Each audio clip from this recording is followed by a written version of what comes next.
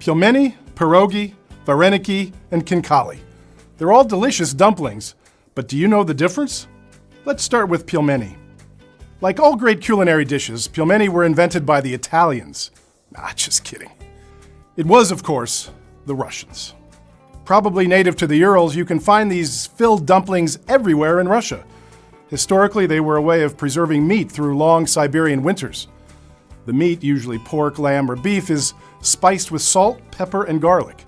Then the pelmeni are boiled and served with a dollop of sour cream and dill. Sounds exactly the same as pierogi, right? Well, no. There are many legends about the origins of this Polish staple. Some say the dumplings were brought to Poland by Saint Hyacinth, back from a visit to the old Kievan Rus. Others say that pierogi were brought by the Tatars from the former Russian Empire. And then, of course, the Italians say that pierogi came from China via Italy from Marco Polo's expeditions. So how are they different to their Russian cousin? Well, they have thicker dough, and then there's the fillings. In pelmeni, the fillings are usually raw, but in pierogi, they're pre-cooked. They're not just meat either. Could be mashed potatoes, fried onions, cabbage, sauerkraut, mushrooms, spinach, cheese, you name it. Then just boil them until they float, or bake them, or fry them in butter, and then serve. Which brings us to varenyky, the Ukrainian version of this Eastern European staple, and certainly closer to the Polish pierogi than the Russian pelmeni. Varenyky are so popular in Ukraine, there's even a monument to them. Beat that, pizza!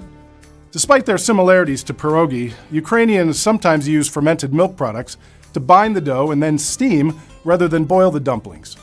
Normally, they fill them with cottage cheese, mashed potato, meat, or fried cabbage, but occasionally you might find them stuffed with boiled beans or buckwheat. Don't forget, of course, the famous fruit varenyky filled with cherries or even blueberries. Yum. And finally, we come to khinkali, the pride of Georgian cuisine. Eating one is an art. To start with, you're only supposed to use your bare hands. Don't even think of using a knife and fork. For Georgians, that's unthinkable, like sucking pasta through a straw. The most popular filling is a pork-beef mix, but in the mountains, khinkali are often made with lamb, or sometimes mushrooms, potato, or cheese.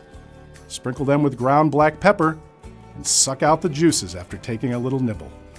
The top part, where the folds meat, is tough and it's not supposed to be eaten. You just discard it on the plate so everyone can see how many you've polished off. And that's it. Finito. Except it's not, because across Eastern Europe and the former Soviet Union, there's also koldune, the ubiquitous Monty, and then perhaps the ancestor of them all, the Chinese wonton. From Argentina to Nepal, from Japan to Brazil, wherever you go, you'll find dumplings. Will they be as delicious as pierogi? Or as rich as khinkali? Food for thought. Wow, geez. I'm starving.